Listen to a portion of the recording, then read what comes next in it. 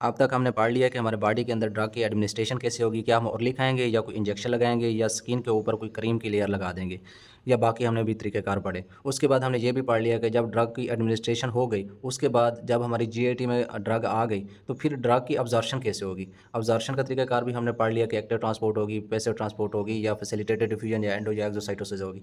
उसके बाद जब ये ब्लड के अंदर पहुँच गई है तो उसके बाद हमने एक प्रोसेस स्किप कर दिया बीच में, वो ये था कि डिस्ट्रीब्यूशन किस तरह होगी।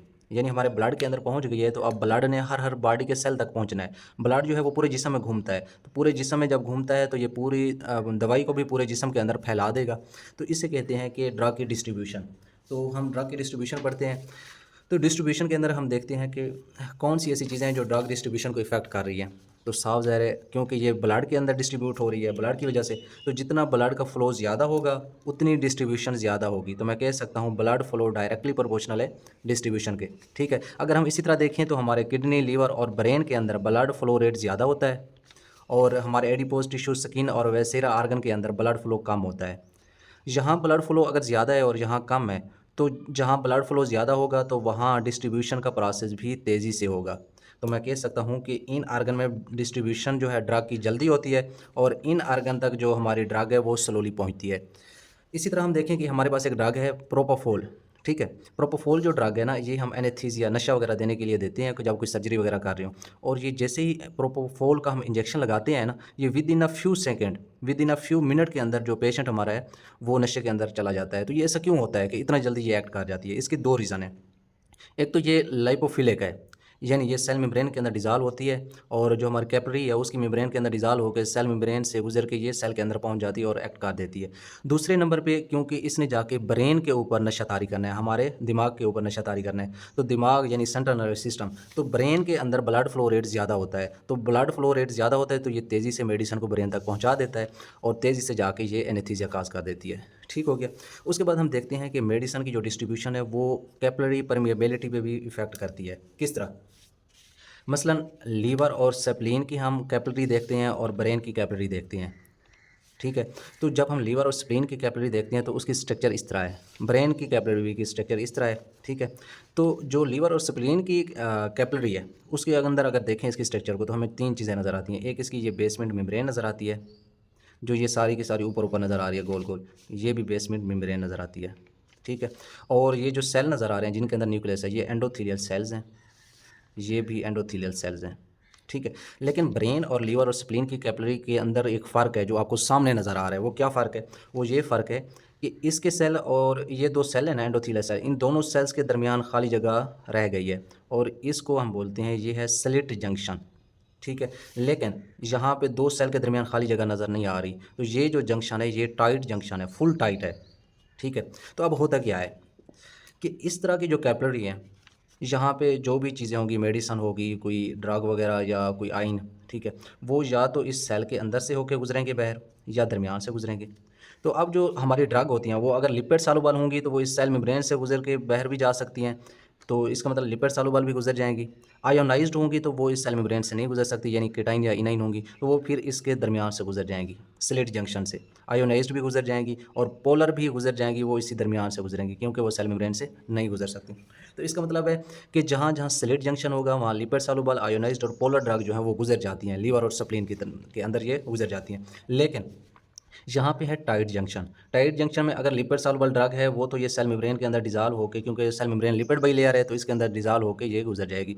लेकिन यहाँ पे अगर कोई पोलर या आयोनाइज्ड होगी तो वो इस सेल मेम्ब्रेन के अंदर से नहीं गुजर सकती, तो वो बाहर नहीं जा सकेगी। तो इसका मतलब है लिपिड सॉल्युबल ड्रग तो हैं वो ट्रांसपोर्ट हो जाएंगी, वो बाहर निकल जाएंगी, यानी आयोनाइज्ड और पोलर जो हैं ये ट्रांसपोर्ट नहीं हो सकेंगी। ठीक है, तो ब्रेन के अंदर आयोनाइज्ड और पोलर ड्रग नहीं जा सकती, लिपिड सॉल्युबल जा सकती हैं। इसी वजह से प्रोपोफोल जो थी ये लाइपोफिलिक थी और ये जल्दी से ब्रेन के अंदर जाके एनेस्थीसिया काज कर दिया था। ठीक है, तो उसके बाद हम देखते हैं ड्रग डिस्ट्रीब्यूशन में एक और चीज़ कि हमारी जो ड्रग है जो ब्लड के अंदर ट्रांसपोर्ट हो रही है, क्या वो ब्लड के अंदर मौजूद प्रोटीन के साथ तो बिंडिंग नहीं कर रही, या जब ब्लड से बाहर निकल जाती है क्या टिश्यू के अंदर जाके बिंडिंग तो नहीं कर जाती? तो हाँ, ये प्लाज्मा प्रोटीन के अंदर भी बिंडिंग करती है और टिश्यू के अंदर भी करती है। मसलन प्लाज्मा प्रोटीन है एल्ब्यूमिन, एल्ब्यूमिन के साथ ये जाके लग जाती है, और जब ये लग जाती है तो एल्ब्यूमिन का काम है इस ड्रग को अपने पास स्टोर करके रखना। तो मैं कह सकता हूँ जो एल्ब्यूमिन है ये ड्रग रिजर्वायर है, ये थोड़ी थोड़ी मिकदार में ड्रग को छोड़ेगी और जो जाके आगे काम करती रहेगी। तो इसका फ़ायदा ये होगा, जो हमारे ब्लड के अंदर जो फ्री ड्रग होगी उसकी कंसंट्रेशन कांस्टेंट रहेगी, यानी एल्ब्यूमिन अपने पास ड्रग को स्टोर रखेगी और थोड़ा थोड़ा करके छोड़ती रहेगी, और वो थोड़ा थोड़ी जो ड्रग जो छोड़ती रहेगी वो जाके अपना काम करती रहेगी। बिल्कुल इसी तरह कुछ हमारे बॉडी के टिश्यूज़ भी इस तरह के हैं कि वो भी ड्रग को स्टोर कर लेते हैं। इस तरह हम उन टिश्यूज़ को ड्रग रिजर्वायर कहते हैं। इसका फ़ायदा ये होता है कि ड्रग ये टिश्यूज़ आहिस्ता आहिस्ता छोड़ते रहेंगे और वो ड्रग अपना एक्शन करती रहेगी, और इस तरह ड्रग का एक्शन लंबे अरसे तक प्रोलॉन्ग्ड हो जाता है, ठीक है। लेकिन इसका एक नुकसान है, टिश्यू के अंदर जो ड्रग होती है स्टोर, वो तो या तो लिपिड या प्रोटीन या न्यूक्लिक एसिड के अंदर जाकर स्टोर होती है, यानी सेल के अंदर लिपिड, प्रोटीन या न्यूक्लिक एसिड जो होता है, डीएनए आरएनए, उनके अंदर जाके हमारी ड्रग स्टोर होती है। वहाँ जाके अगर ये एक हद से ज़्यादा स्टोर हो गई तो वहाँ लोकल टॉक्सिसिटी कर देगी, जिसकी वजह से हमारे वो टिश्यू जो है वो डेड हो जाएगा। इसी तरह की एक एग्जांपल है एक्रोलियन। एक्रोलियन एक ऐसी ड्रग है जो जाके हमारे गाल ब्लैडर के टिश्यू में स्टोर होती है, और जब ये एक हद से ज़्यादा स्टोर हो जाए तो हमारी गाल ब्लैडर के अंदर इन्फ्लेमेशन हो जाती है, जिसको हम सिस्टेसिस बोलते हैं, ठीक है। उसके बाद ड्रग डिस्ट्रीब्यूशन का एक और फैक्टर है लाइपोफिलिसिटी। ये तो हमने पहले ही पढ़ लिया है। अगर ड्रग लाइपोफिलिक ड्रग होगी तो वो सेल मेम्ब्रेन से गुजर जाएगी। अगर हाइड्रोफिलिक ड्रग हुई तो वो हमारी सेल मेम्ब्रेन से नहीं गुजर सकेगी। हाइड्रोफिलिक ड्रग को बाहर जाने के लिए, सेल मेम्ब्रेन से गुजरने के लिए स्लिट जंक्शन होंगे तो उसी सूरत में गुजरेगी, अदरवाइज़ नहीं गुजरेगी। मैंने बताया कि इधर स्लिट जंक्शन नहीं था, इसी वजह से हमारी आयोनाइज्ड या पोलर या हाइड्रोफिलिक ड्रग जो थी वो नहीं गुजर सकती थी। हाइड्रोफिलिक, अच्छा, हाइड्रोफिलिक और लाइपोफिलिक में आपने मिक्स नहीं करना। लफ्ज़ हाइड्रो का मतलब होता है वाटर, फिलिक का मतलब होता है कशिश, यानी जो पानी की तरफ कशिश करे, जो पानी के अंदर, कशिश का मतलब है सालुबालो, जो पानी के अंदर सालुबाल होंगी वो हाइड्रोफिलिक होंगी, जो पानी के अंदर सालुबाल नहीं होंगी वो लाइपोफिलिक होंगी, यानी वो लिपिड के अंदर सालुबाल होंगी। तो सावधान है, पानी के अंदर वही सालुबाल होंगी जो पोलर होंगी, क्योंकि पानी भी पोलर है, और वो जो मेडिसिन पोलर होंगी वो पानी के अंदर सालुबाल होंगी और वो हाइड्रोफिलिक होंगी। तो यानी ये जो पोलर ड्रग हैं, जो हाइड्रोफिलिक हैं, ये ब्रेन के अंदर नहीं गुजर सकती क्योंकि उनके अंदर टाइट जंक्शन है। लाइपोफिलिक गुजर सकती हैं। यही बात मैंने आपको बताई कि हाइड्रोफिलिक जो है वो सेल मेम्ब्रेन से नहीं गुजर सकती। हाइड्रोफिलिक को गुजरने के लिए स्लिट जंक्शन चाहिए। यहाँ पे स्लिट जंक्शन था तो इसलिए आयोनाइज्ड और पोलर ड्रग, जिनको हम हाइड्रोफिलिक भी कहते हैं, वो गुजर जाती है, ठीक है, बिल्कुल ईजी है। अच्छा, उसके बाद आखिरी हमारे पास आता है वॉल्यूम ऑफ डिस्ट्रीब्यूशन, यानी जो हम मेडिसन बॉडी के अंदर इंजेक्ट कर रहे हैं वो हमारे बॉडी के कौन कौन से वॉल्यूम में जाएगी, कौन कौन से वॉल्यूम में जाके फैल जाएगी। The fluid volume required to maintain the drug in the body, हमारे बॉडी के अंदर ड्रग को रखने के लिए जो वॉल्यूम रिक्वायर है उसको हम वॉल्यूम ऑफ डिस्ट्रीब्यूशन बोलते हैं। मसलन हमारे बॉडी के अंदर 3 तरह के वॉल्यूम होते हैं। ब्लड का अपना वॉल्यूम है, इंटरस्टिशियल फ्लूइड के अंदर भी वॉल्यूम है, और सेल के अंदर भी फ्लूइड है। मसलन ब्लड के अंदर फ्लूइड की बात करें तो ब्लड के अंदर तकरीबन 8 से 10% जो है वो फ्लूइड होता है, ठीक हो गया। अगर इसी तरह यानी पानी होता है, और इसी तरह इंटरस्टिशियल फ्लूइड की बात करें तो वो हमारे पूरे बॉडी का जो इंटरस्टिशियल फ्लूइड जो है वो हमारे इंटरस्टिशियल फ्लूइड ये होता है 20%।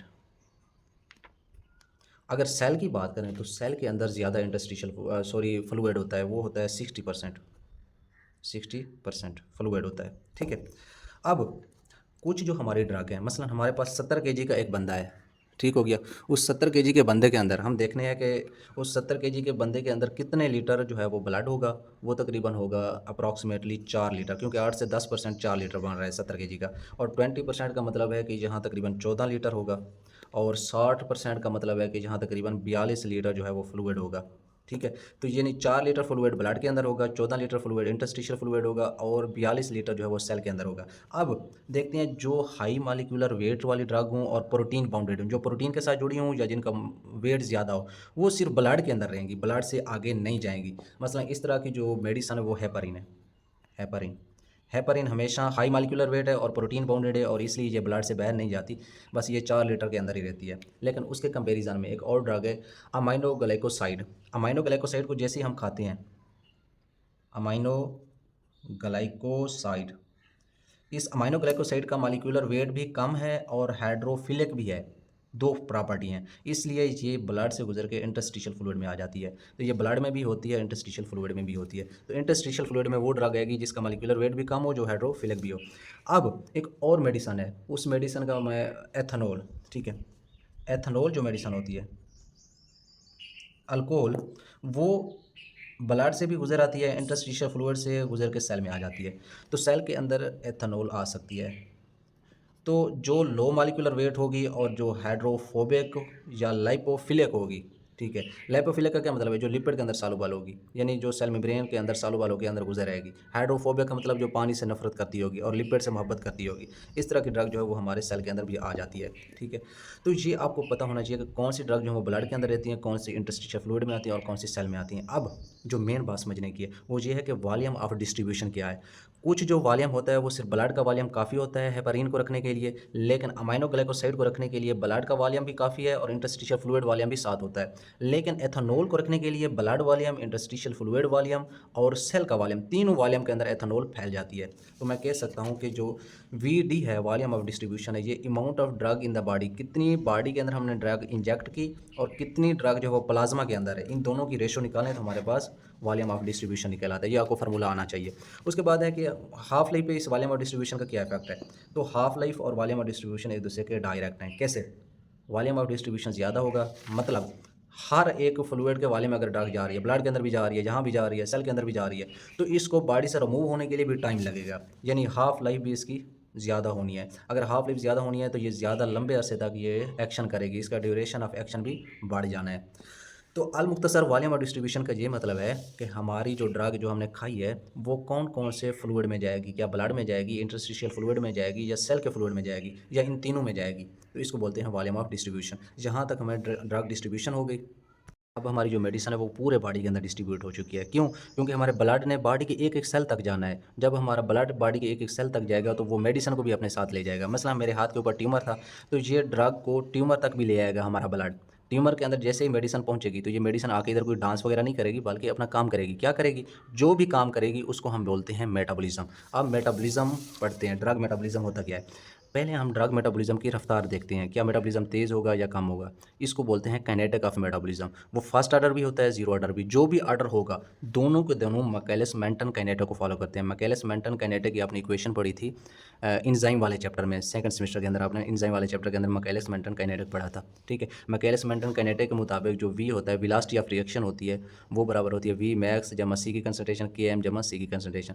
लेकिन वहाँ था रेट ऑफ रिएक्शन, लेकिन यहाँ है रेट ऑफ मेटाबॉलिज्म, क्योंकि मेटाबॉलिज्म पढ़ रहे हैं। तो अब जो हमारी मोस्टली ड्रग है ना, जो ज़्यादातर ड्रग हैं उनके अंदर हम जो ड्रग खा रहे होते हैं वो ड्रग की जो कंसंट्रेशन है वो बहुत ही मिनिमम होती है। मसला हम बिल्कुल बारीक गोलियां खा रहे होते हैं। कितनी सी गोलियां खाते हैं? ज़रा सी गोलियां होती हैं। तो मैं कह सकता हूँ जो ड्रग की कंसंट्रेशन है वो बहुत कम मिकदार में है के एम की निस्बत। तो मैं कह सकता हूँ सी की कंसंट्रेशन बहुत कम है के एम की निस्बत। तो अब मैं सी की कंसंट्रेशन को निग्लिजिबल भी कर सकता हूँ। निग्लिजिबल का क्या मतलब है कि मैं इधर सी की कंसंट्रेशन को ज़ीरो कर दूँ। अगर मैं यहाँ सी की कंसंट्रेशन को ज़ीरो कर देता हूँ, ठीक है, तो अब क्या बचेगा हमारे पास इक्वेशन वी मैक्स ओवर के एम जमा सी, सॉरी यहाँ क्रॉस सी की कंसंट्रेशन रहेगी, नीचे सी की कंसंट्रेशन मैंने जीरो कर दिया क्योंकि के एम की निस्बत सी की कंसंट्रेशन बिल्कुल कम है। अब इस इक्वेशन में देखें तो हमारे रेट ऑफ मेटाबॉलिज्म जो है वो इस सी की कंसंट्रेशन के डायरेक्टली प्रोपोर्शनल है डायरेक्टली या नहीं है? डायरेक्टली प्रोपोर्शनल है। तो मैं कह सकता हूँ रेट ऑफ ड्रग मेटाबॉलिज्म जो है वो सी की कंसंट्रेशन के डायरेक्टली होगा। मतलब जितनी हम ज़्यादा मेडिसिन खाएंगे उतना उसका मेटाबॉलिज्म ज़्यादा होगा, इसका ये मतलब है। ठीक है।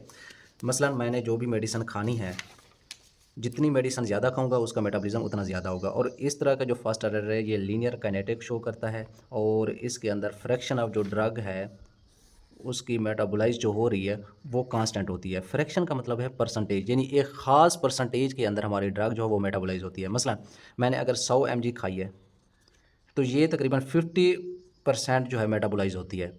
यानी मैं कह सकता हूँ जो हमारे फर्स्ट आर्डर को शो करती हैं वो सारी की सारी ड्रग जो हैं वो 50% मेटाबोलाइज होती हैं अपनी हाफ लाइफ में। ठीक है। मतलब मैंने 100 mg खाई तो ये 50 mg बाद जाएगी। अगर इसकी हाफ लाइफ 1 घंटा है तो 1 घंटे बाद, और फिर 1 घंटे बाद ये 25 mg बाद जाएगी, फिर 1 घंटे बाद ये 12/5, यानी हर हाफ लाइफ के बाद ये आधी मिकदार में बात जाती है, यानी आधी इसकी परसेंटेज जो है वो चली जाती है। तो एक कांस्टेंट फ्रैक्शन में ड्रग मेटाबोलाइज हो रही है, इसको कहते हैं ये लीनियर काइनेटिक है। ठीक है। लेकिन जीरो ऑर्डर को देखें तो जीरो ऑर्डर को फ्यू ड्रग जो है वो फॉलो करती है। जिस तरह की ड्रग हो गई ये एस्पिरिन या एथेनॉल हो गया, ये फॉलो करती हैं। इसके अंदर हम देखें तो ये वो ड्रग होती हैं जिसके अंदर हम कंसंट्रेशन बहुत ज़्यादा ले रहे होते हैं। बहुत ज़्यादा ले रहे हैं इसका मतलब है के एम कम है, सी की कंसंट्रेशन बहुत ज़्यादा है। अगर सी की बहुत ज़्यादा है तो के एम को हम निग्लिजिबल भी कर सकते हैं, यानी के एम निग्लिजिबल का मतलब है के एम को ज़ीरो कर दूँ। तो अब ये इक्वेशन क्या बन जाएगी? वी मैक्स सी की कंसंट्रेशन ओवर सी की कंसंट्रेशन, के एम को मैंने निग्लिजिबल कर दिया है और सी की कंसंट्रेशन से सी की कंसंट्रेशन कट जाएगा, आगे बचेगा वी मैक्स।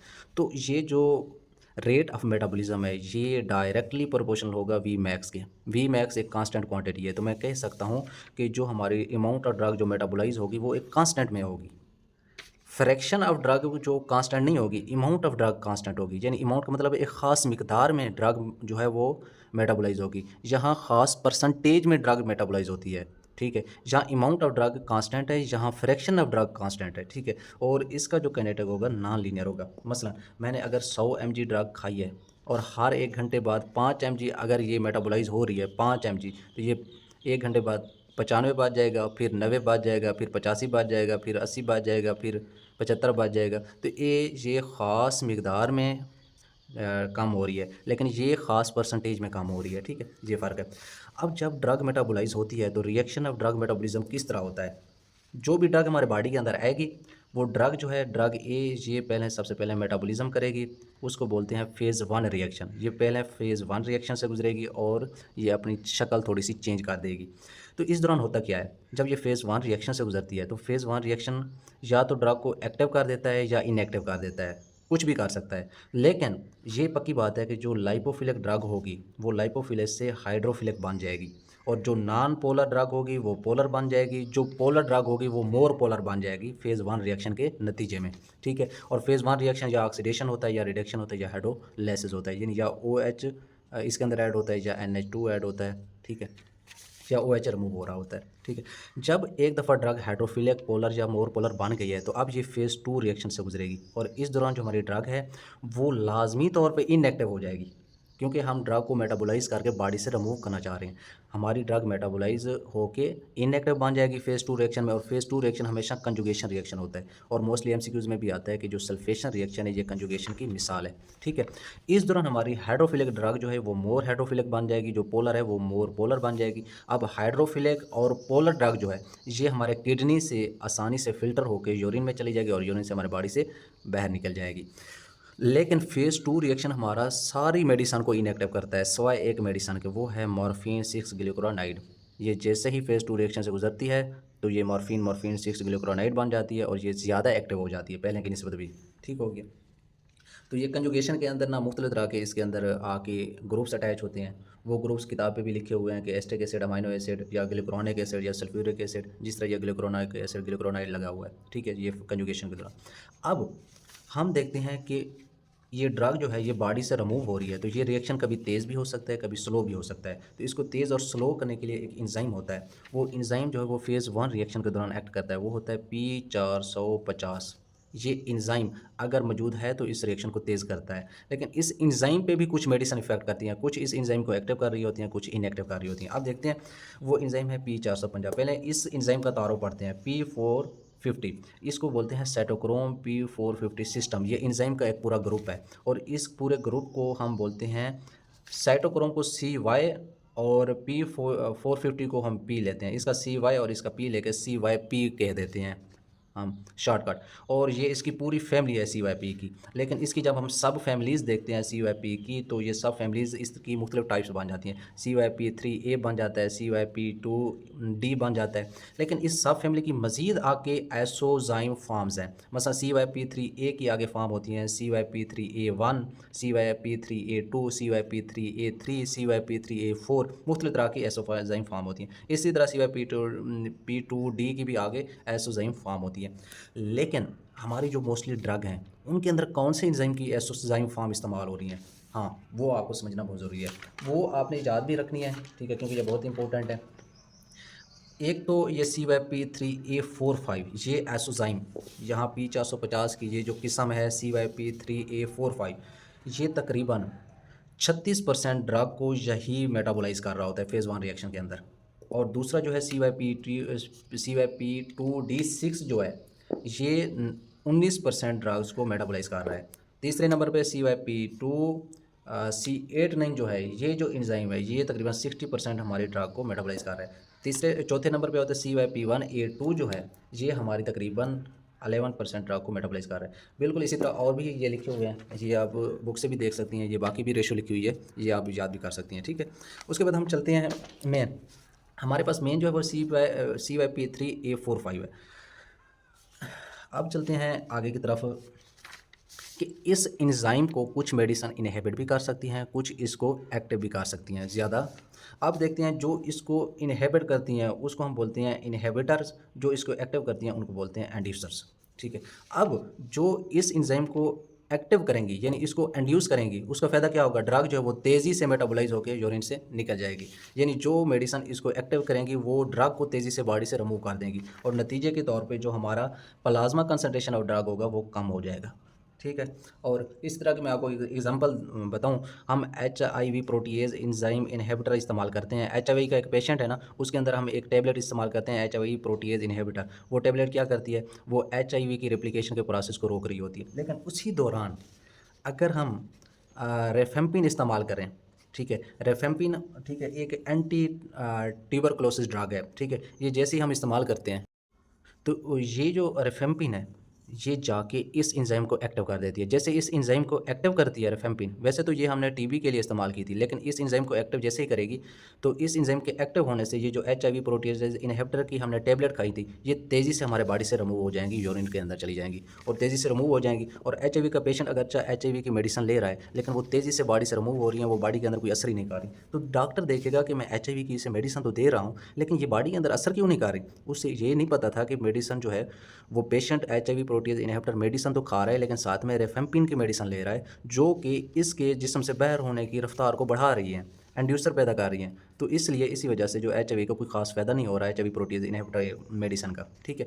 तो जब 2 या 3 मेडिसिन पेशेंट को देनी होती हैं तो उसके अंदर ये देखना होता है कोई मेडिसिन जो है वो इस एंजाइम के लिए इनहिबिटर या इंड्यूसर तो नहीं है। ठीक है। इसी तरह इनहिबिटर देखें तो जैसे इनहिबिटर देते हैं तो ये इनहिबिटर जो है इस एंजाइम को इनहिबिट कर देगा। नतीजे के तौर पे क्या होगा, ड्रग जो है वो आगे जाके यूरिन से एक्सक्रीट नहीं होगी और ये ड्रग की रफ्तार इधर बढ़ती जाएगी, तो प्लाज्मा कंसंट्रेशन ऑफ ड्रग जो है वो बढ़ जाएगी। ठीक है। इसी तरह की एक मिसाल है वेफरिन की। वेफरिन जो होती है ये एंटी कोगुलेंट होती है।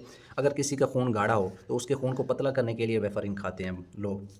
लेकिन एक पेशेंट था वो वेफरिन खा रहा था, उससे मैदे में दर्द हुआ, मैदे का दर्द ख़त्म करने के लिए उसने अमेप्राज़ोल की मेडिसिन खा ली।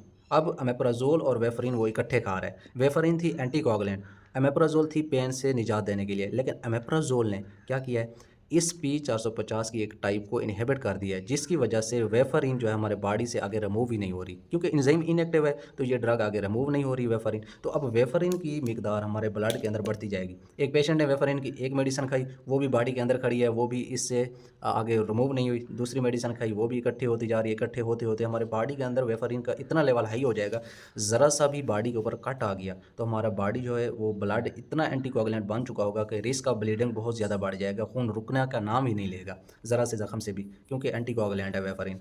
ठीक हो गया। अब ये तो था हमारे जो इतनी भी मेडिसन है वो फ़ेज़ 1 और फ़ेज़ 2 रिएक्शन से कैसे गुजरती हैं और इनके गुजरने का मकसद क्या है। उसके बाद आखिर पे हम देखते हैं कुछ जो ड्रग होती हैं वो फ़ेज़ 1 रिएक्शन से नहीं गुजरती बल्कि डायरेक्ट फ़ेज़ 2 रिएक्शन के अंदर एंटर हो जाती हैं। वो कौन सी हैं, ऐसी ड्रग जिनके ऊपर OH ग्रुप हो, COOH ग्रुप हो, Na2 ग्रुप हो, यानी ये पोलर ग्रुप हैं। यानी जो ड्रग पहले ही पोलर होगी तो उसे नॉन पोलर से पोलर बनाने के लिए इस रिएक्शन की ज़रूरत ही नहीं है। वो डायरेक्ट पोलर है तो वो फ़ेज़ 2 रिएक्शन से गुजरेगी। तो इस तरह की मेडिसिन डायरेक्ट फ़ेज़ 2 रिएक्शन से गुजरेंगी। ठीक है। और किडनी से यूरिन में रिमूव हो जाएंगी। और कुछ जो मेडिसन हैं वो फ़ेज़ 1 और फ़ेज़ 2 से गुजरती हैं लेकिन उसके अंदर ये एंजाइम का कोई किरदार अदा नहीं होता P450 का। मसला अमाइन ऑक्सीडेशन वाली ड्रग, अल्कोहल डिहाइड्रेशन वाली drug, esterase hydrolysis of procaine, ये सारी की सारी जो हैं ये फ़ेज़ 1 से भी गुजरती हैं, फ़ेज़ 2 से भी गुजरती हैं, लेकिन इनके अंदर P450 जो एंजाइम है वो इस्तेमाल नहीं होता। ठीक है। अब एक और आखिरी ड्रग है, कुछ के अंदर P450 एंजाइम जो है वो लाजमी चाहिए होता है उसको एक्टिव करने के लिए। मैंने कहा है कि P450 ये ड्रग को एक्टिव भी कर सकता है। मसलन मैंने एक ओपाइड एनाल्गेसिया कोडीन खाई। ठीक है। अब इस मेडिसन के लिए एक P450 की एक टाइप चाहिए, वो टाइप है CYP2D6। CYP2D6 ये क्या करेगी, CYP2D6 जो है ये ओपाइड एनाल्गेसिया कोडीन को कन्वर्ट कर देगी मॉर्फिन में। और मॉर्फिन जो है ये आपकी खांसी के लिए भी अहम है, खांसी को भी कम करती है, पेन को भी कम करती है। तो ये खांसी और पेन को कम करने के लिए जब ये ओपाइड एनाल्गेसिया कोडीन खाती हैं तो ये पहले मॉर्फिन में कन्वर्ट होती है, फिर ये जाके मॉर्फिन काम करती है। अगर ये CYP2D6 ही नहीं होगा तो ये हमारी जो मेडिसन है ओपाइड वाली ये एक्टिव ही नहीं हो सकेगी, काम ही नहीं कर सकेगी। ठीक है। इसी तरह की एक और मेडिसन है जो क्लोपिडोग्रिल, ठीक है। ये हम क्लोपिडोग्रिल जो है ये ब्लड क्लॉटिंग के लिए खाते हैं। क्लोपिडोग्रिल जो है ये प्रो फॉर्म में हम खाते हैं। इसको भी एक्टिव करने के लिए एक हमें एंजाइम की ज़रूरत होती है। C450 की एक टाइप होती है, ठीक है, CYP2C19, CYP2C19। ये जो है इसको एक्टिव करता है और एक्टिव होकर ये ड्रग जो है ये ब्लड क्लॉटिंग काज करती है। अगर ये एंजाइम नहीं होगा तो ये ब्लड क्लॉटिंग ही नहीं होगी। तो ये हमारा ड्रग मेटाबॉलिज्म। अब तक हमने ये देख लिया कि ड्रग जो है वो बॉडी के अंदर एडमिनिस्ट्रेशन किस तरह करती है, फिर ये जीआईटी से अब्जॉर्प्शन किस तरह होती है, फिर ये ब्लड के अंदर डिस्ट्रीब्यूट किस तरह होती है, जब ये सेल के अंदर पहुंच जाती है तो वहाँ जाके मेटाबॉलिज्म किस तरह करती है, फेज़ 1 और फेज़ 2 रिएक्शन। और आपको पता है फेज़ 2 रिएक्शन के बाद हमारी ड्रग इनएक्टिव हो चुकी है। इनएक्टिव हो चुकी है तो उसे बॉडी से रिमूव करना है। तो बॉडी से रिमूव कहाँ से किया जाता है? यूरिन से, फीसेस से, स्वेट से, बाकी चीज़ों से। तो इसको हम बोलते हैं एलिमिनेशन। अब हम एलिमिनेशन पढ़ने लगे हैं। इसको बोलते हैं ड्रग क्लियरेंस बाई किडनी, क्योंकि ज़्यादा जो है एलिमिनेशन किडनी से होती है तो हम बोलते हैं ड्रग क्लियरेंस बाई किडनी। अब किडनी की जो नेफ्रॉन है उन्हीं से हमारी ड्रग जो है वो बाहर रिमूव होती है। और नेफ्रॉन के 3 मेन पार्ट से रिमूव होती है, या तो ग्लोमेरुलस से होती है, या प्रॉक्सिमल टेब्यूल से, या डिस्टल कन्वोल्यूटेड टेब्यूल से। तो अब सबसे पहले हम ग्लोमेरुलस पढ़ते हैं। तो ग्लोमेरुलस के अंदर सबसे पहले हम ग्लोमेरुलस फिल्ट्रेशन देखते हैं। ग्लोमेरुलस फिल्ट्रेशन के अंदर हम सबसे पहले ये देखते हैं कि जो आर्टरीज़ ब्लड लेके आ रही हैं ग्लोमेरुलस की तरफ, उसको बोलते हैं एफरेंट आर्टरियोल्स। और यहाँ पे ब्लड फैल जाता है इस बुमैन कैप्सूल के अंदर, फिर यहाँ से जो ब्लड लेके जाती हैं उनको बोलते हैं इफरेंट आर्टरियोल, ठीक है। और यहाँ पे दरमियान में जो कैपिलरीज हैं, यहाँ से ब्लड फिल्टर होता है और यहाँ से चीज़ें रिमूव हो जाती हैं। और जितनी रिमूवल होती है उसको बोलते हैं ग्लोमेरुलस फिल्ट्रेशन रेट। यानी ग्लोमेरुलस फिल्ट्रेशन रेट का ये मतलब है कि कितने रेट से जो है चीज़ें फ़िल्टर हो रही हैं। और अगर हम देखें तो 1 मिनट के अंदर 120 मिलीलीटर जो चीज़ें हैं वो फ़िल्टर होती हैं। इसको ग्लोमेरुलस फिल्ट्रेशन रेट बोलते हैं और ये नॉर्मल 120 होता है। अगर कोई किडनी की डिजीज़ हो या किडनी के अंदर कोई मसला हो, फ़िल्टर सही ना हो रही हो, तो ये 120 से कम हो जाता है, GFR। इसको हम GFR बोलते हैं, ठीक है। जितने भी किडनी के पेशेंट होते हैं उनके अंदर GFR कम हो जाता है, ठीक होगी। अब ये देखते हैं कि जितना GFR ज़्यादा होगा उतनी ड्रग की क्लियरेंस ज़्यादा होगी। साफ ज़ाहिर है जितने अगर GFR ज़्यादा हुआ तो ज़्यादा ड्रग फ़िल्टर हो जाएगी। अगर ये GFR कम हुआ तो जो ड्रग की क्लियरेंस है वो कम हो जाएगी। तो मैं कह सकता हूँ कि जो GFR है ये डायरेक्टली प्रोपोर्शनल होता है क्लियरेंस के। और प्रोटीन जो बिंडिंग है ये भी हमारी फ़िल्ट्रेशन पे इफ़ेक्ट कर रही है, क्लियरेंस पे। मसलन एक जो हमारी ड्रग है वो किसी प्रोटीन के साथ बिंड किए खड़ी है, वो प्रोटीन को छोड़ ही नहीं रही यहाँ पे, तो वो कैसे फ़िल्टर होगी? एल्ब्यूमिन को छोड़ ही नहीं रही। तो इसलिए ये जो GFR और प्रोटीन बिंडिंग है ये ग्लोमेरुलस के अंदर ये इफ़ेक्ट कर रहे होते हैं हमारी क्लियरेंस पे, ठीक है। अगर यही देखें हम प्रॉक्सिमल कन्वोल्यूटेड टेब्यूल के अंदर जाके, प्रॉक्सिमल कन्वोल्यूटेड टेब्यूल या प्रॉक्सिमल ट्यूबुलर सेक्रीशन देखें, तो इसके अंदर हमें जो ड्रग की सेक्रीशन नज़र आती है, यहाँ पे 2 पंप नज़र आते हैं। एक होता है इनाइनिक पंप प्रॉक्सिमल कन्वोल्यूटेड ट्यूबुल के अंदर, एक होता है केटाइनिक पंप। अब जो हमारी होती हैं एसिडिक ड्रग जो हैं ये अपना हाइड्रोजन छोड़ती हैं H पॉजिटिव में, और साथ में ये बन जाती हैं इनाइन A नेगेटिव।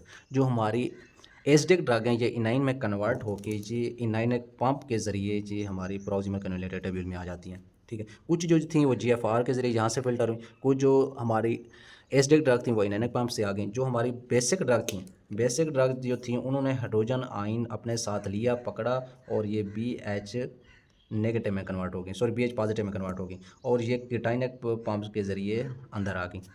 तो मैं कह सकता हूँ जो हमारी बेसिक ड्रग हैं वो केटाइनिक पंप के ज़रिए अंदर आती हैं, जो हमारी एसिडिक ड्रग हैं वो इनाइनिक पंप के ज़रिए प्रॉक्सिमल कन्वोल्यूटेड टेब्यूल के अंदर आ जाती हैं, जहाँ से ड्रग गुजरती हैं आगे जाती है, ठीक है। और ये लूप ऑफ हैंडले में इसका कोई किरदार नहीं होता। हाँ, डिस्टल कन्वोल्यूटेड टेब्यूल के अंदर ख़तरा होता है कि हमारी ड्रग जो है ये दोबारा रीअब्ज़ॉर्ब ना हो जाए, यानी डिस्टल कन्वोल्यूटेड टेब्यूल के अंदर रीअब्ज़ॉर्प्शन ना हो जाए हमारी ब्लड के, हमारी ड्रग की। तो इस रीअब्ज़ॉर्प्शन से बचने के लिए हम यूरिन की pH को फिक्स करते हैं। मसलन अगर हमारी कोई एसिडिक ड्रग यहाँ से गुजर रही है, ठीक है, कोई वीक एसिड ड्रग अगर गुजर रही है उसको हम रिमूव करना चाहते हैं, तो हमारा जो यूरिन है ये इस यूरिन को अल्कलाइनेजेशन में कन्वर्ट कर देगा। क्यों? अल्कलाइनेजेशन में जैसे ही कन्वर्ट करेगा, अल्कलाइनेजेशन का मतलब है कि ये एसिडिटी कम कर देगा, हाइड्रोजन आयन कम कर देगा। हाइड्रोजन आयन जब यहाँ पे कम हो जाएंगे, हमारी एसिडिक ड्रग जो है वो अपना हाइड्रोजन छोड़ के, HA ड्रग जो है वो अपना हाइड्रोजन छोड़ के वो A नेगेटिव में कन्वर्ट हो जाएगी, इनाइन में कन्वर्ट हो जाएगी। और इनाइन आपको पता है यहाँ से बाहर नहीं निकल सकता, क्योंकि आगे सेल मेम्ब्रेन है, तो सेल मेम्ब्रेन जो है इनाइन को नहीं गुजरने देगी। अगर हमारी कोई वीक बेसिक ड्रग यहाँ से गुजर रही है, तो वीक बेसिक ड्रग को अगर रिमूव करना है तो यहाँ पे यूरिन को अपना मोल एसिडिफिकेशन करना पड़ता है। क्यों? जैसे ही बेसिक ड्रग जो है वो इस एसिडिटी वाले माहौल से गुजरेगी तो वहाँ से हाइड्रोजन पकड़ेगी, और हाइड्रोजन पकड़ के ये BH पॉजिटिव में कन्वर्ट हो जाएगी। और केटाइन वाली भी ड्रग जो यहाँ पे होती है तो ये बाहर नहीं जा सकती, क्योंकि आगे सेल मेम्ब्रेन है। तो इसलिए हमारी वीक एसिड या बेस ड्रग को जब डिस्टल कन्वलेटेड ट्यूब्यूल से गुजरना होता है तो हमारा यूरिन जो है वो पीएच को एडजस्ट करता है ताकि ड्रग की रीअब्जॉर्प्शन ना हो, ड्रग जो है वो बाहर निकले। ठीक होगी, अगर रीअब्जॉर्प्शन होगी तो ड्रग बाहर नहीं निकल सकेगी। इसी तरह की एक मिसाल है मसलन फिनोबार्बिटाइल। इसकी किसी पेशेंट ने ओवरडोज खा ली। अब फिनोबार्बिटाइल के किसी ने बहुत ज़्यादा मेडिसिन खा ली, 25 से 20 टेबलेट खा ली, वो ओवरडोज हो गई। अब इसको हमने ओवरकम करना है, पेशेंट को बचाना है, तो इसको हम देंगे कि ये जो फिनोबार्बिटाइल है, ये फिनोबार्बिटाइल है एस्टिक। तो मैं कहूँगा कि ये जैसे ही यहाँ से फ़िल्टर होगी और ये दोबारा इधर से गुजरेगी, यहाँ से ये रीअब्ज़ॉर्ब ना हो जाए ब्लड के अंदर दोबारा। इस चीज़ से बचने के लिए मैं देखूँगा ये एसिडिक है, तो यहाँ पे मीडियम जो है वो बेसिक कर दो। तो मैं इस पेशेंट को HCO3 नेगेटिव बाइकार्बोनेट के इंजेक्शन लगा दूँगा ताकि यहाँ पे मीडिया बेसिक बन जाए। और ये एसिडिक ड्रग जब बेसिक मीडियम में आएगी तो ये अपना हाइड्रोजन छोड़ेगी और ये ए पॉजिटिव में कन्वर्ट हो जाएगी, सॉरी ए नेगेटिव में, और यहाँ से इसकी रीअब्जॉर्प्शन नहीं हो सकेगी, बल्कि सारी ड्रग जो है वो बाहर निकल जाएगी और सारी ड्रग के बाहर निकलने से इसकी ओवरडोज से बचा जा सकता है। तो हम देखते हैं कि किसी ने कोई ड्रग अगर ज़्यादा खा लिया तो उसको ओवरकम कैसे करना है, तो वो हम देखते हैं यहाँ के मीडिया को कंट्रोल करके, यहाँ की पीएच को कंट्रोल करके। अच्छा, ड्रग को क्लियर करना है तो इसको हम क्लियरेंस भी बोलते हैं, एलिमिनेशन भी बोलते हैं या एक्सक्रीशन भी बोलते हैं, ये तीनों एक ही टर्म है। ठीक है, लाजमी नहीं सिर्फ किडनी से एलिमिनेट हो, ये इंटेस्टाइन से भी एलिमिनेट हो सकती है। बाइल जो है ये भी इंटेस्टाइन में रिलीज़ होते हैं, जहाँ से ड्रग एलिमिनेट हो सकती है फीसिस के जरिए। लंग से भी एलिमिनेट हो सकती है। लंग से कौन सी होती हैं? जो एनेस्थेटिक गैसेज हैं, जो नशे वाली दवाएं हैं, और ये इंटेस्टाइन वाली तो वैसे ही फेसेस से गुजरती हैं। ठीक है, अगर कोई माँ जो ब्रेस्ट मिल्क अगर अपने बच्चे को दूध पिलाती है तो उस मिल्क के ज़रिए बच्चे के अंदर, इन्फेंट के अंदर भी मेडिसिन जा सकती है और वहाँ जाके नेगेटिव इफेक्ट बच्चे के ऊपर भी छोड़ सकती है। इसलिए जो माएँ अपने बच्चों को दूध पिलाती हैं उनको देख के मेडिसिन इस्तेमाल करनी चाहिए। ऐसा ना हो कि कोई ऐसी मेडिसिन खाएं जिसकी वजह से बच्चा मुतासर हो जाए। स्वेट, पसीने के अंदर, सलेवा के अंदर, स्किन, हेयर्स या टेयर्स के अंदर भी हमारी मेडिसिन जो है वो बॉडी से रिमूव हो रही होती हैं। ठीक है, अगर हम क्लियरेंस का फॉर्मूला देखना चाहें तो क्लियरेंस बराबर होता है 0.693 ज़रा VD over half life. VD क्या है? वॉल्यूम ऑफ डिस्ट्रीब्यूशन है। क्लियरेंस हमने अगर टोटल मालूम करनी है तो सारी क्लियरेंस को जमा कर दो। पल्मोनरी क्लियरेंस जमा हेपेटिक क्लियरेंस है, रीनल क्लियरेंस, अदर क्लियरेंस, ये सारी क्लियरेंस को अगर जमा कर दो तो हमारे पास टोटल क्लियरेंस निकल आएगी। ये ड्रग क्लियरेंस का ये फार्मूला है और ये टोटल क्लियरेंस मालूम करने का फार्मूला है। अब हम देखते हैं कि कभी जो क्लियरेंस है वो स्लो होती है, कभी तेज़ होती है। वैसे तो क्लियरेंस जो है हर एक मेडिसिन की अपनी होती है। मसलन एक मेडिसिन है, उसकी अगर हाफ लाइफ जो है वो 4 घंटे है तो इसका मतलब है वो 4 घंटों बाद क्लियर हो जाएगी। किसी की हाफ लाइफ जो है 5 घंटे, तो 5 घंटों बाद जो है वो क्लियर होगी। जितनी भी क्लियर होगी वो एक अलग बात है। तो ये जो ड्रग हाफ लाइफ है ये कभी किसी मेडिसिन की बढ़ भी सकती है, कम भी हो सकती है। तो अब हम देखते हैं कि हाफ लाइफ कब बढ़ती है। मसलन किसी मेडिसिन की जो हाफ लाइफ थी वो थी 4 घंटे, यानी 4 घंटों के बाद उस मेडिसिन ने आधा बॉडी से रिमूव हो जाना था, लेकिन अब वो रिमूव हो रही है 8 घंटों बाद। तो इसकी क्या वजह है? उसने 4 घंटों बाद रिमूव होना था, अब वो 8 घंटों बाद रिमूव हो रही है। तो इसकी वजह यह है कि या तो रीनल या हेपेटिक ब्लड फ्लो जो है वो कम हो गया है। यानी जब ब्लड फ्लो ही कम है तो वो मेडिसिन किडनी की तरफ जा ही नहीं रही, तो रिमूव कैसे होगी? या तो मेटाबॉलिज्म कम हो गया, स्लो हो गया। जब फेज़ 1 फेज़ 2 रिएक्शन ही नहीं हो रहा तो वो बॉडी से रिमूव कैसे होगी? इसलिए टाइम ज़्यादा लग रहा है रिमूव होने में। या प्रोटीन बिंडिंग ज़्यादा है, यानी हमारे ब्लड की जो प्रोटीन है उसने तेज़ी के साथ फुल जकड़ के मेडिसिन को अपने पास रखा हुआ है और उसे जाने ही नहीं दे रही, इसलिए टाइम ज़्यादा लग रहा है। या बाज़ दफ़ा हाफ लाइफ कम भी हो सकती है। वो कब कम होती है? जब ब्लड फ्लो बढ़ जाए तब कम होती है, मेटाबॉलिज्म तेज़ हो जाए या फिर प्रोटीन बिंडिंग जो है वो कम हो जाए, तो इस सूरत में जो है हमारी हाफ लाइफ कम हो जाती है। मसलन जिस मेडिसिन ने 4 घंटों में ब्लड से निकलना था वो 1 घंटे में निकल जाती है तेज़ी के साथ, क्योंकि ब्लड फ्लो ज़्यादा है, मेटाबॉलिज्म ज़्यादा है, प्रोटीन बिंडिंग नहीं है, वो जाने देती है। यहाँ तक हमारे सारे का सारा फार्माकोकाइनेटिक कवर हो गया। फार्माकोकाइनेटिक मैंने आपको ज़्यादा तफसील से पढ़ाया है, वो इस वजह से कि आपका बेसिक कंसेप्ट बन जाए। और आगे जो है हम थोड़ा तेज़ी के साथ पढ़ेंगे। जब बेसिक आपका कंसेप्ट बन गया तो आगे पढ़ने में आसानी हो जाएगी। और इंशाल्लाह हमने कोशिश करनी है इसी वीक के अंदर हमने चैप्टर कंप्लीट करना है पहला। जज़ाकल्लाह खैर।